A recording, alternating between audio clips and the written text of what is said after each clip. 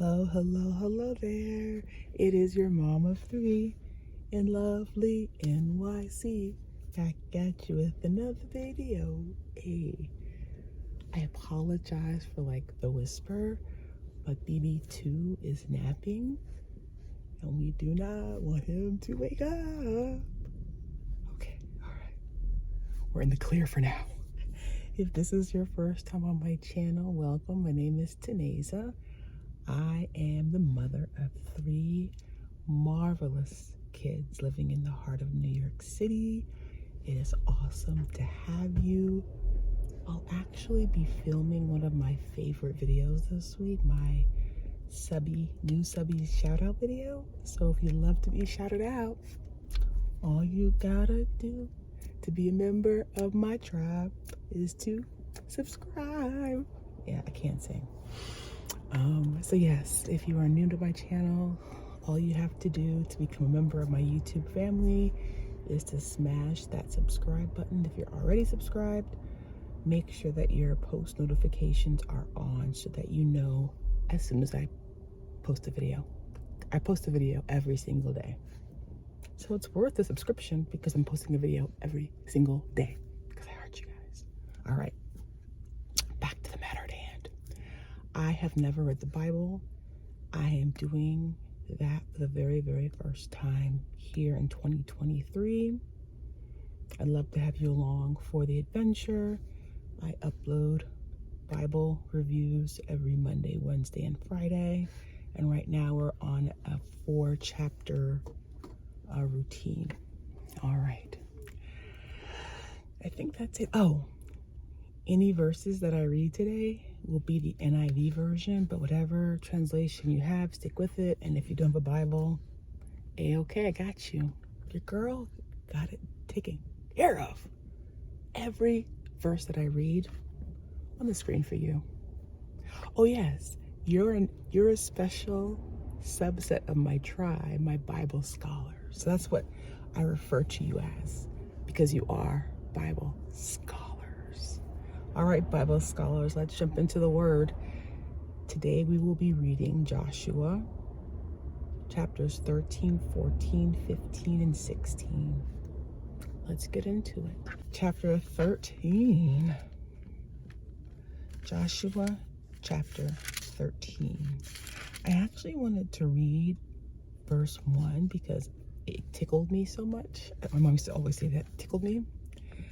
It says, when Joshua was old and well advanced in years, the Lord said to him, "You are very old." It's so funny because my mom used to always say that God has a sense of humor. And I was just tickled by that. He said, "You are very old, and there are still very large areas of land to be taken over."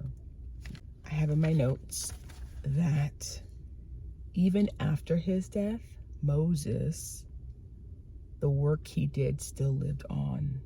These chapters really are about the division of land. Not only what tribe they go to, but what clan lives where. I wanted to read for you guys verse 8. So this is about the division of land east of the Jordan. Verse 8, the other half of Manasseh, the Reubenites and the Gadites, had received the inheritance that Moses had given them east of the Jordan, as he, the servant of the Lord, had assigned it to them. So when I mentioned the fact that even though Moses is not there in person, but his legacy still lives on, that illustrates that exactly. Of land, I wanted to read for you guys verse 14, 15. So to the tribe of Levi, he gave no inheritance, since the offerings made by fire to the Lord, the God of Israel, are their inheritance, as he promised them. And as a reminder, the Israelite priests are the Levites. Okay. Verse 15. This is what Moses had given to the tribe of Reuben, clan by clan, and it just goes on every land and assigns it. In verse 24, this is what Moses had given to the tribe of Gad, clan by clan. And then in verse 29, this is what Moses had given to the half tribe of Manasseh, that is, to half the family of the descendants of Manasseh, clan by clan.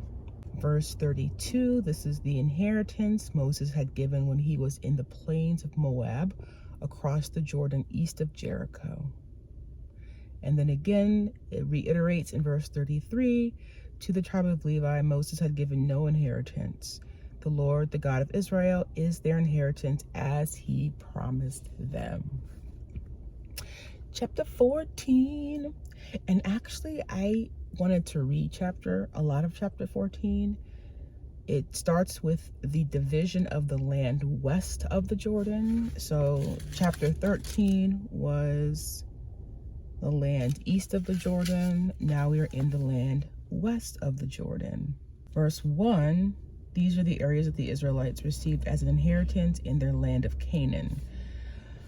The second part of chapter 14, Hebron is given to Caleb.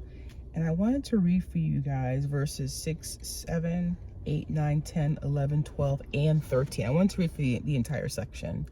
So let's get started. Verse 6, the men of Judah approached Joshua at Gilgal.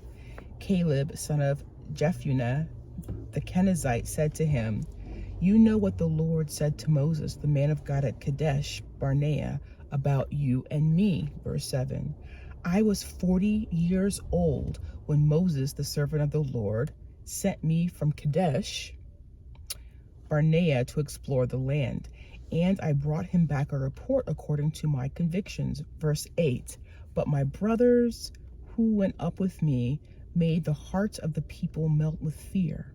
I, however, followed the Lord my God wholeheartedly. Verse 9, so on that day Moses swore to me, the land on which your feet have walked will be your inheritance, and that of your children forever, because you have followed the Lord my God wholeheartedly. Let's pause right there. Wholeheartedly. Not only was he faithful and obedient wholeheartedly, he was faithful and obedient immediately as well. And he was promised that land, right? Verse 10, now then, just as the Lord promised, he has kept me alive for 44 years since the time he said this to Moses while Israel moved in the desert. Here I am today, 85 years old. Verse 11, I am still as strong today as the day Moses sent me out. I'm just as vigorous to go out to battle now as I was then. Let's stop right there. He said, I am just as strong. And it's so funny. I've been seeing like more and more social media and in life that like health is wealth, right? And I believe that so much that it's great to like accrue money and possessions and all that great stuff, but you only have one body. And I used to always say that. You only have one body. You only have one set of eyes. You only have one heart. Like, are you doing right by yourself? Because you only have one body. Little tangent there. I love the fact that he came so full of confidence too. So verse 13, Joshua blessed Caleb, son of Jephunneh, and gave him Hebron as his inheritance. So again, God is faithful. When he says he's going to do it, he is going to do it. He will do it. And we're just reminded of that time and time again in the word. So chapter 15, verse 1, the allotment for the tribe of Judah, clan by clan, extended down to the territory of Edom, to the desert of Zir in the extreme south. So it goes through the southern boundary, the eastern boundary, the northern boundary, the western boundary, southmost towns, the western foothills, and the hill country, and also in the desert. Chapter 16 is about the allotment for Ephraim and Manasseh.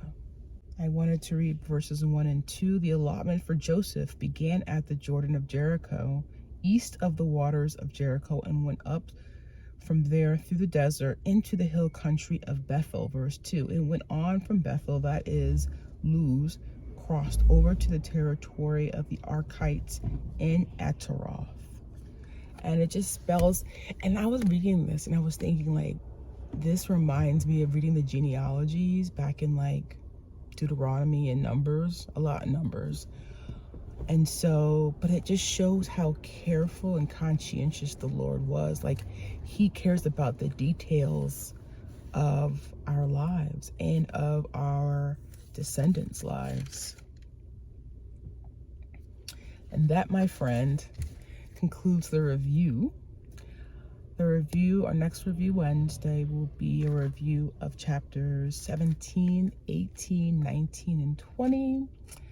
I always like to say that any questions, any comments, or revelations, I'll leave them in the comments below. All right, tribe. It's so great chatting with you guys, reading the word. It's amazing when you think about it. We've read Genesis, Exodus, Leviticus, Numbers, Deuteronomy, and we're halfway through Joshua. It's amazing. Let's keep it up. And to all my new Bible scholars, it's so great to have you. Welcome. Here's a hug. Oh, it's so great to have you guys. All right.